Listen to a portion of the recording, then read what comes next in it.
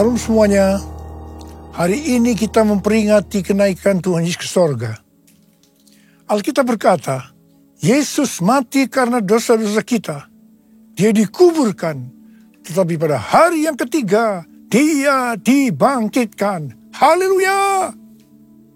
Setelah Tuhan Yesus bangkit, selama 40 hari, Tuhan Yesus menampakkan diri kepada lebih dari 500 murid-muridnya untuk membuktikan bahwa Dia hidup. Setelah memberikan pesan yang terakhir seperti yang terdapat dalam Kisah Para Rasul 1 ayat 8, maka disaksikan murid-muridnya Tuhan Yesus terangkat ke sorga. Saya percaya kalau kita berada di sana waktu itu, kita pasti akan sama dengan murid-murid Tuhan Yesus yang melihat bahwa Tuhan Yesus bertambah tinggi. Ketika mereka melihat ke bawah, ternyata kaki Tuhan Yesus sudah tidak menyentuh tanah lagi. Perlahan, tapi pasti Tuhan Yesus terangkat ke sorga. Makin lama makin kecil, sampai ada awan yang menutupi dan hilang dari pandangan mata.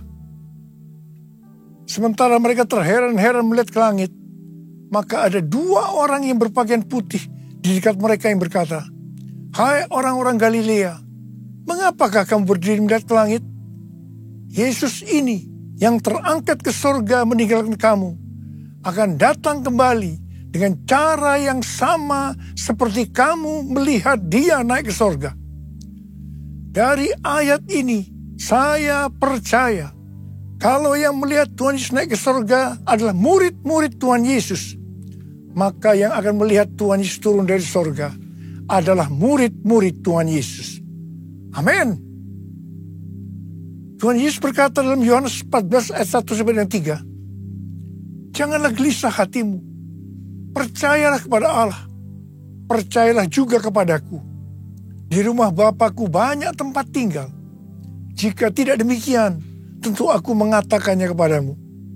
Sebab aku pergi ke situ untuk menyediakan tempat bagimu. Dan apabila aku telah pergi ke situ dan telah menyediakan tempat bagimu, aku akan datang kembali dan membawa kamu ke tempatku, supaya di tempat di mana aku berada, kamu pun berada." Pesan Tuhan Yesus ini ditujukan untuk murid-muridnya. Karena itu, kalau kita mau ikut dalam pengangkatan, maka kita harus menjadi murid Tuhan Yesus. Murid Tuhan Yesus adalah kita-kita yang hidupnya sama seperti Kristus telah hidup. Karena kita hidup sama seperti Kristus telah hidup, maka kita akan menjadi serupa dengan gambarnya. Roma 8 ayat 29 berkata, "Sebab semua orang yang dipilihnya dari semula, mereka juga ditentukannya dari semula untuk menjadi serupa dengan gambaran anaknya, supaya ia, anaknya itu, menjadi yang sulung di antara banyak saudara." Jadi goal kita sebagai orang percaya adalah menjadi serupa dengan gambar Yesus, yaitu murid Tuhan Yesus. Bagi Allah selama-lamanya, bagi Allah selama-lamanya, bagi Allah selama-lamanya. Amin. Bagi Allah selama-lamanya, bagi Allah selama-lamanya, bagi Allah selama-lamanya. Amin. Amin. Amin. Ibrani 7 ayat 25 berkata, "Karena itu ia sanggup juga menyelamatkan dengan sempurna semua orang yang oleh Dia datang kepada Allah. Sebab ia hidup senantiasa untuk menjadi pengantara mereka." Tuhan Yesus di sorga menjadi pengantara kita. Artinya sebagai pendoa syafaat bagi kita, supaya kita selamat secara sempurna. Kalau kita berbicara tentang keselamatan, maka ada 3 hal yang harus diperhatikan. Yang pertama, bisa kehilangan keselamatan. Yang kedua, hampir-hampir tidak diselamatkan. Dan yang ketiga, selamat dengan sempurna. Orang yang sudah percaya bisa kehilangan keselamatan. Matius 7 ayat 21 sampai dengan 23 berkata, bukan setiap orang yang berseru kepadaku, Tuhan, Tuhan, akan masuk ke dalam kerajaan sorga, melainkan dia yang melakukan kehendak Bapakku yang di sorga. Pada hari terakhir, banyak orang akan berseru kepadaku, Tuhan, Tuhan, bukankah kami bernubuat demi namamu, dan mengusir setan demi namamu, dan mengadakan banyak mujizat demi namamu juga? Pada waktu itulah aku akan berterus terang kepada mereka dan berkata, aku tidak pernah mengenal kamu. Enyahlah daripadaku, kamu sekalian pembuat kejahatan. Ini merupakan peringatan bagi hamba-hamba Tuhan yang sedang dipakai oleh Tuhan, agar pelayanan yang diberikan oleh Tuhan semata-mata hanya untuk menyatakan kemuliaannya. Bukan untuk kemuliaan diri sendiri. Bukan untuk mencari keuntungan pribadi. Bukan untuk popularitas. Di mana ini semua bisa mengakibatkan hilangnya keselamatan. Contoh seorang murid yang kehilangan keselamatannya adalah Yudas. Yudas mengikut Yesus begitu lama. Bahkan dicatat dalam Lukas 9 ayat 1 sampai dengan 6. Ia bersama murid-muridnya yang lain pernah melakukan berbagai mujizat dan pelayanan kesembuhan. Namun ia akhirnya memilih meninggalkan Tuhan. Maka hilanglah keselamatannya. Hal yang kedua, mengenai hampir-hampir tidak diselamatkan. 1 Korintus 3 ayat 10 sampai dengan 15 berkata, bahwa kita membangun hidup kita ini dengan dasar Yesus Kristus. Pertanyaannya, bahan apa yang kita gunakan untuk membangun kehidupan kita ini? Apakah dengan bahan emas, perak, batu permata, ataukah dengan bahan kayu, rumput kering, atau jerami? Semua ini akan nampak pada hari Tuhan, saat pekerjaan kita diuji dengan api. Jika pekerjaan kita tahan uji, artinya tidak terbakar karena terbuat dari bahan emas, perak, dan batu permata, maka kita akan mendapat upah. Tetapi sebaliknya, kalau pekerjaannya itu terbakar karena bahan yang digunakan adalah kayu, rumput kering, atau jerami, maka akan menderita kerugian. Selamat sih selamat, tetapi seperti keluar dari dalam api. Artinya, hampir-hampir tidak diselamatkan. Hampir-hampir tidak diselamatkan dapat diartikan, yang pertama, kehilangan upah atau pahala. Yang kedua, kedudukan yang rendah di sorga. Yang ketiga, kehilangan kesempatan pelayanan dan kekuasaan di sorga. Yang keempat, kehilangan kemuliaan dan kehormatan di hadapan Allah. Mari, saya akan mengajak saudara untuk memperhatikan dengan serius pekerjaan pelayanan kita, juga termasuk kualitas kehidupan. Jangan menjadi orang Kristen yang acuh tak acuh, agar kita mendapatkan upah di sorga. Yang mau katakan amin. Tuhan Yesus berada di sorga untuk mendoakan kita agar mendapatkan keselamatan yang sempurna. Bukan untuk kehilangan keselamatan, atau bukan hampir-hampir tidak diselamatkan. Supaya doa Tuhan Yesus ini terjadi, maka sesuai 2 Petrus 1 ayat 5 sampai dengan 11 dikatakan bahwa kita harus dengan sungguh-sungguh berusaha untuk menambahkan kepada iman kita kebajikan. artinya berbuat baik. Kemudian ditambahkan lagi pengetahuan.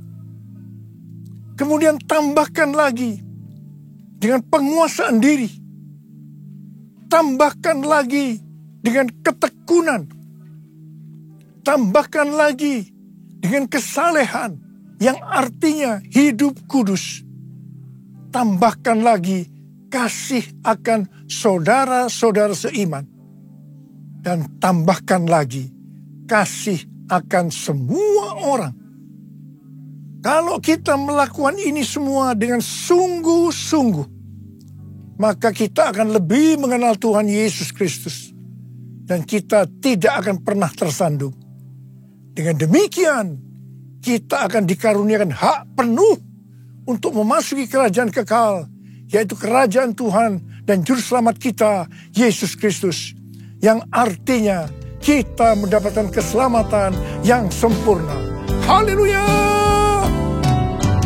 Bagi Allah selama-lamanya, bagi Allah selama-lamanya, bagi Allah selama-lamanya.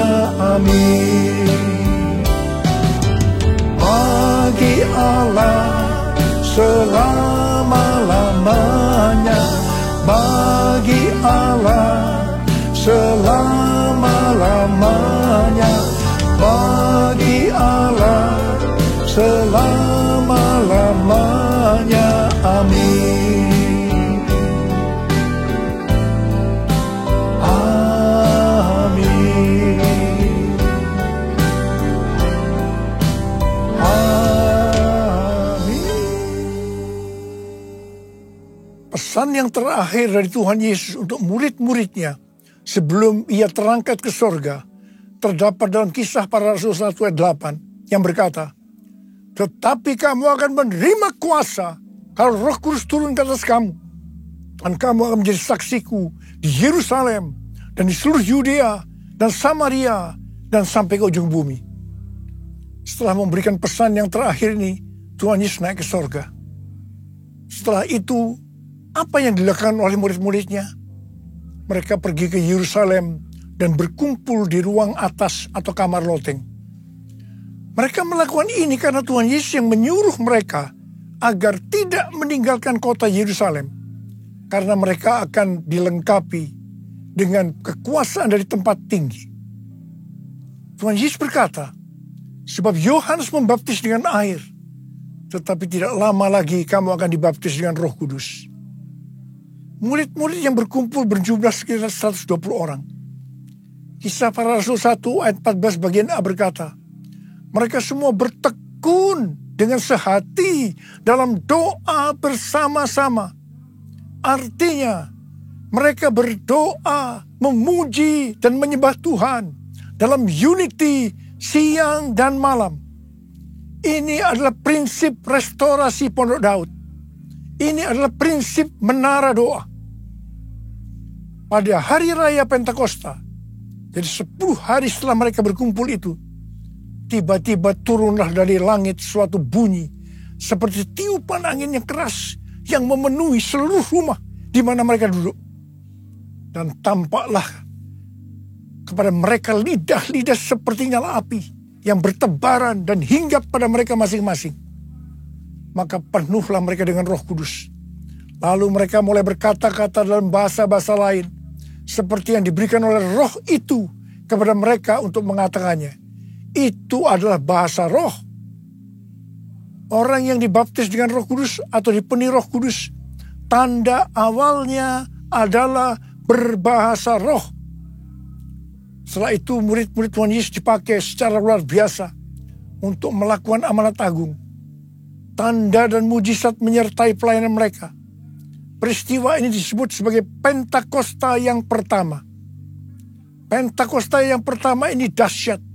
Sebab dalam kurun beberapa ratus tahun, sekitar 70% dari dunia yang dikenal waktu itu, yaitu yang berada di bawah kekaisaran Romawi, menjadi Kristen.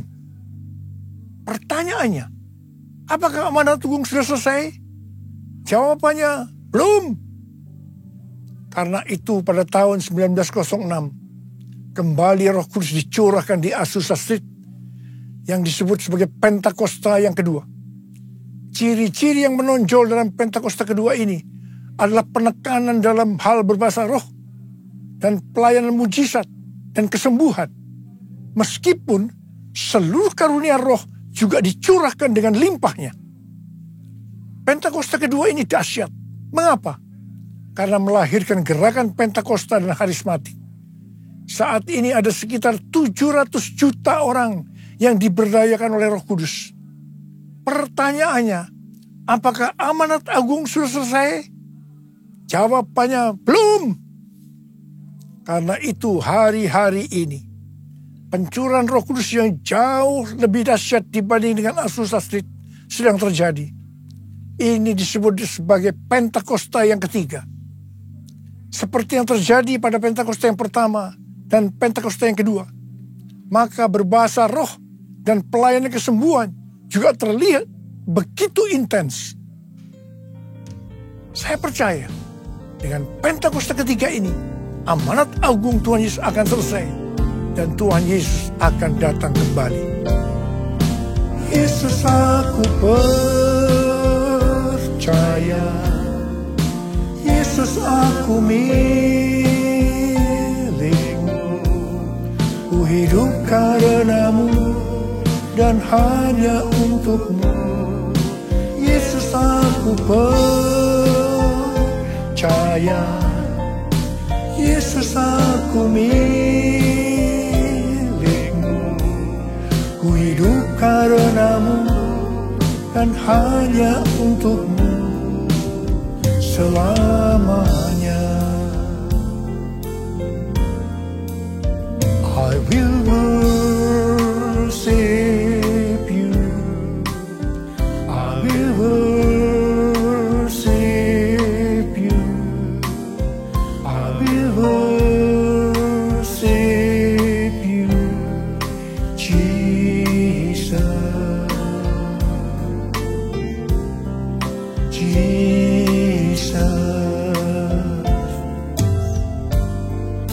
Jesus.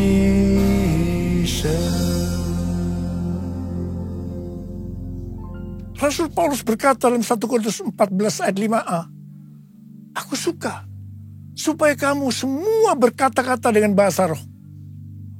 Selain itu dalam 1 Korintus 14 ayat 18, Rasul Paulus juga berkata, aku mengucap syukur kepada Allah bahwa aku berkata-kata dalam bahasa roh lebih daripada kamu semua.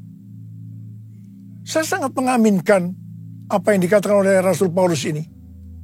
Dan saya juga berdoa agar apa yang dikatakan oleh Rasul Paulus ini juga terjadi pada kita. Yang percaya katakan amin. Apa yang terjadi kalau kita berbahasa roh? Yang pertama, kita akan lebih berani bersaksi tentang Yesus.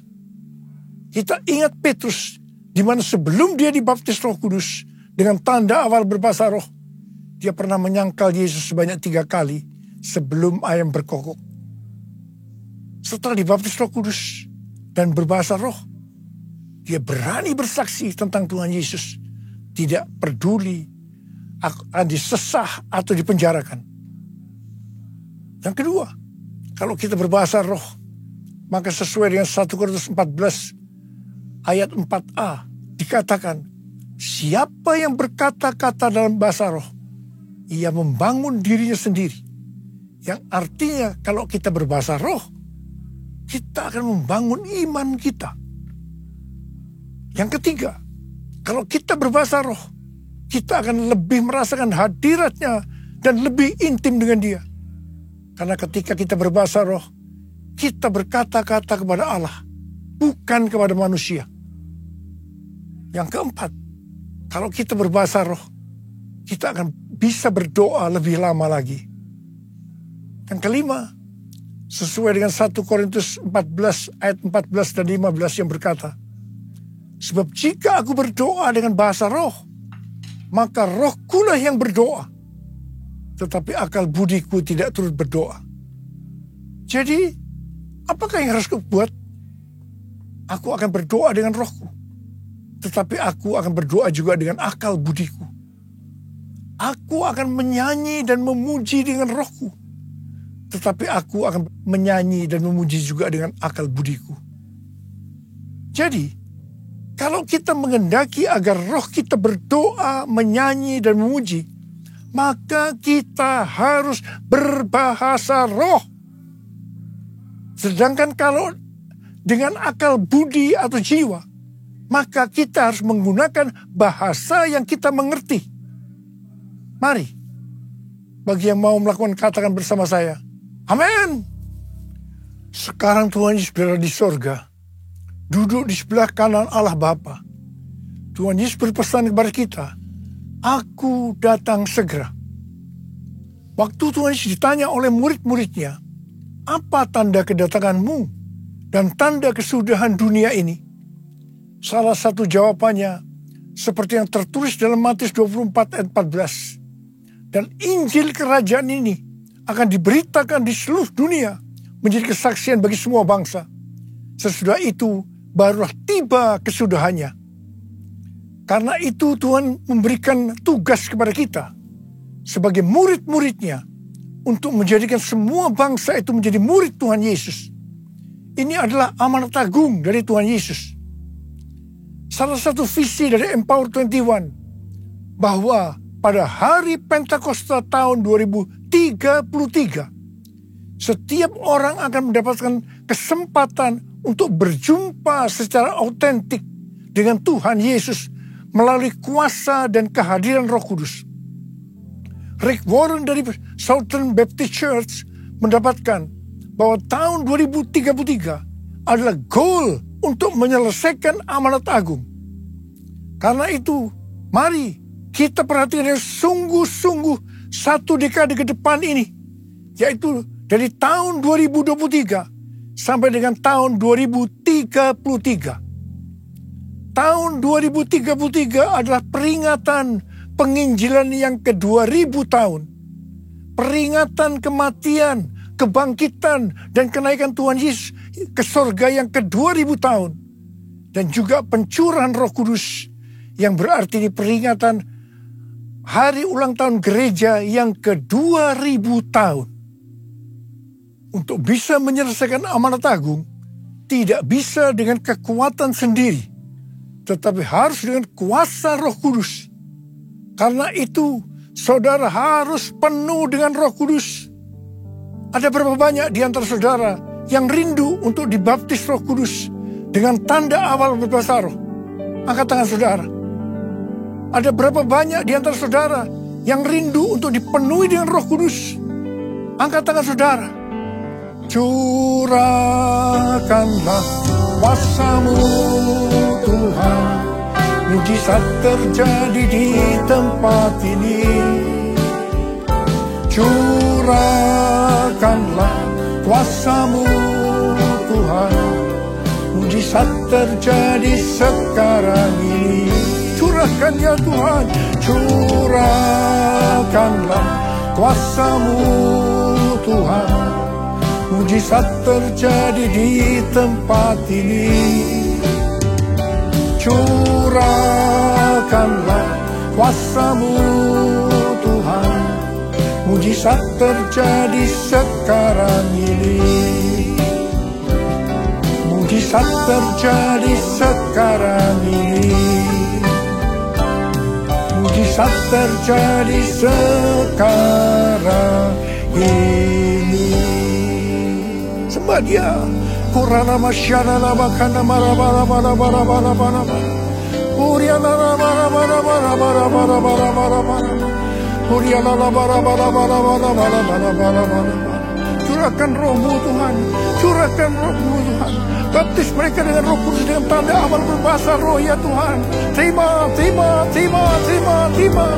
Penuhi mereka dengan Roh-Mu, penuhi mereka dengan Roh-Mu ya Tuhan. Uriana bara bara bara bara bara bara bara bara. Uriana bara bara bara bara bara bara bara bara. Oh, Ramashikara bara bara. Curahkanlah kuasa-Mu Tuhan, mujizat terjadi di tempat ini. Curahkanlah kuasa-Mu Tuhan, mujizat terjadi sekarang ini. Mujizat terjadi sekarang ini. Mujizat terjadi sekarang ini.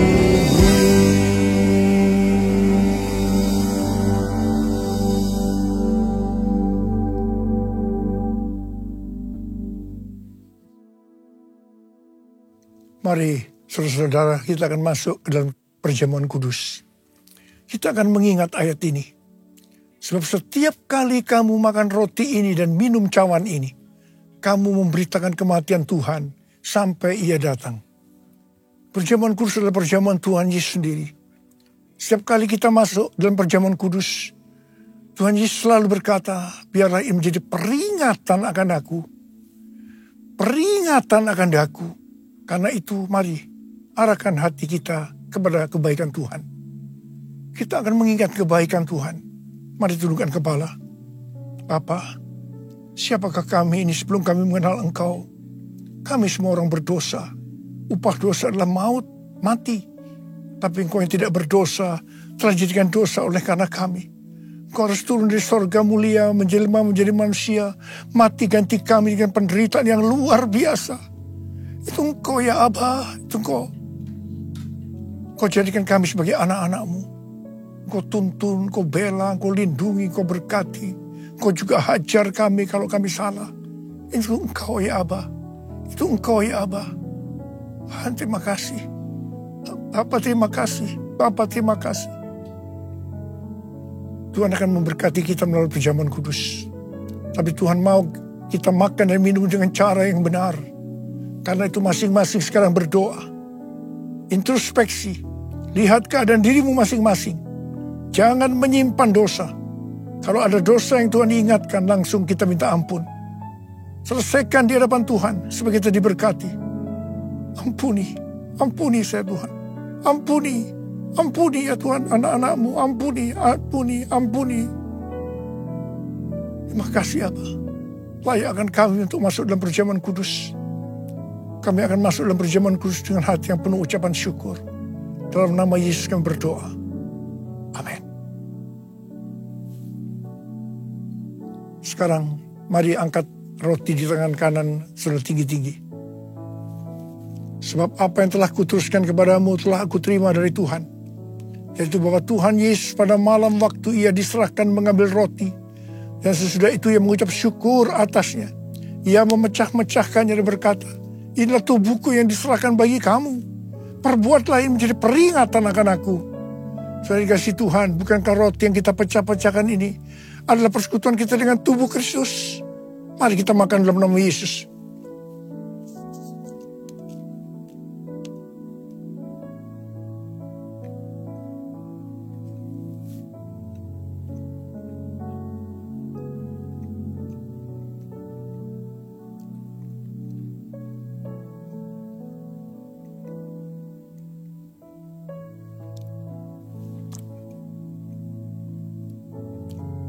Sekarang angkat cawan di tangan kanan saudara tinggi-tinggi. Mungkin juga yang mengambil cawan sesudah makan lalu berkata, cawan ini adalah perjanjian baru yang dibatalkan oleh darahku. Perbuatlah ini setiap kali kamu meminumnya menjadi peringatan akan aku. Saudara dikasih Tuhan, bukankah cawan pengucapan syukur yang atasnya kita ucapkan syukur adalah persekutuan kita dengan darah Yesus. Mari kita minum dalam nama Yesus.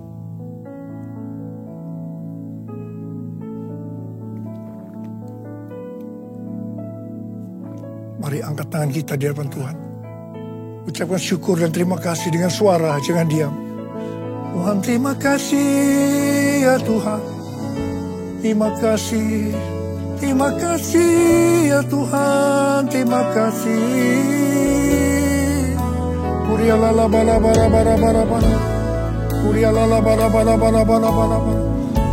Angkat tangan saudara. Bapa sembuhkan mereka yang sakit. Sembuh dalam nama Yesus, sembuh dalam nama Yesus, sembuh dalam nama Yesus, sembuh dalam nama Yesus. Terima kasih Yesusku, terima kasih Yesusku. Puji syukur hanya bagi Tuhanku. Terima kasih Yesusku, terima kasih Yesusku. Puji syukur hanya bagi Tuhanku. Terima kasih Yesusku, terima kasih Yesusku.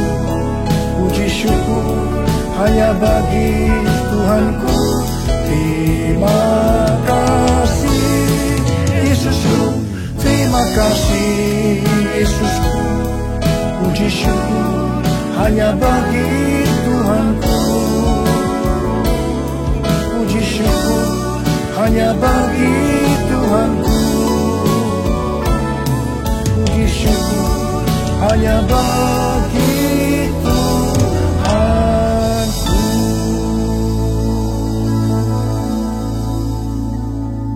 Sekarang terimalah berkat Tuhan. Kasih karunia berlimpah-limpah daripada Allah Bapa dalam Anak yang tunggal Yesus Kristus. Persekutuan yang manis dengan Roh Kudus menyertai saudara sekalian mulai hari ini. Sampai Tuhan Yesus datang menjemput kita di awan-awan dan bahkan sampai selama-lamanya. Yang percaya bersama-sama katakan, Amin.